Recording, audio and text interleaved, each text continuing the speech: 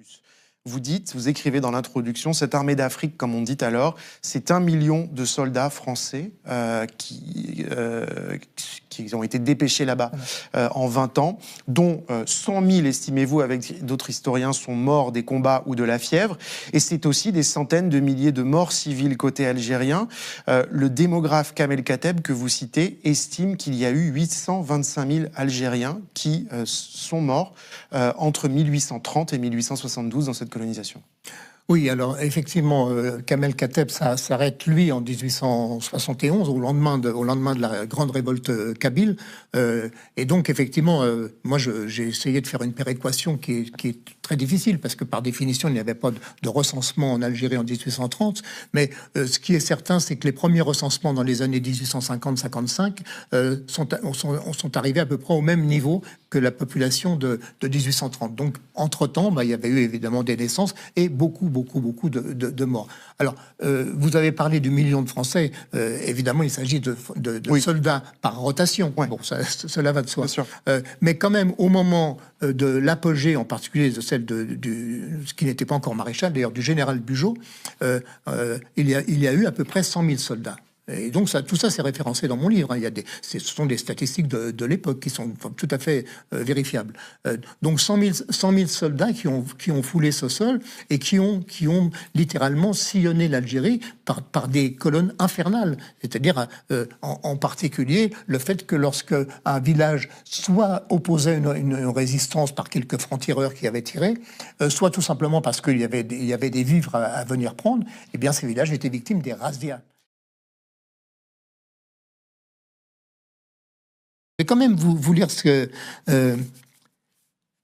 il se figure qu'un arabe, qu'un musulman décapité par... Alors, il documente et il argumente en faveur de la décapitation. D'accord. Une tête coupée produit une terreur plus forte que la mort de 50 individus. Il y a pas mal de temps que j'ai compris cela, et je t'assure, il écrit à son neveu, qu'il ne m'en sort guère d'entre les griffes qu'il ait subi la douce opération, c'est-à-dire la décapitation.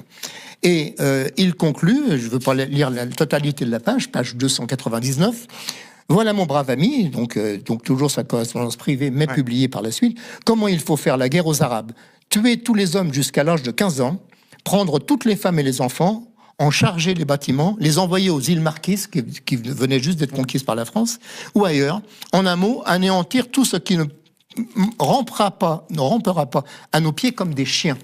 Lettre d'un soldat. Exterminer toutes ces brutes, c'est ce que vous disiez tout à l'heure, c'est exactement cette idéologie-là.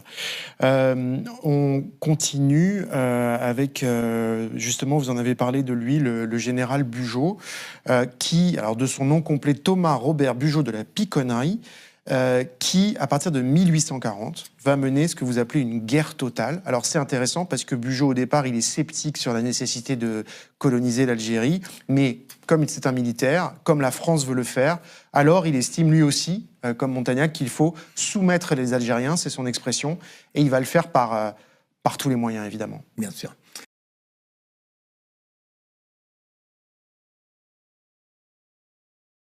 Même.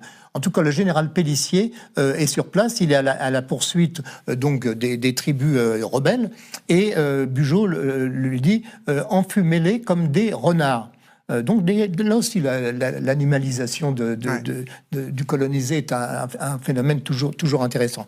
Et donc, Pélissier va pas se faire prier, il n'avait pas besoin de ça pour être cruel, et donc il va arriver effectivement dans la région du Dara, et une région d'ailleurs que j'ai visitée par la suite avec beaucoup d'émotions en 2020.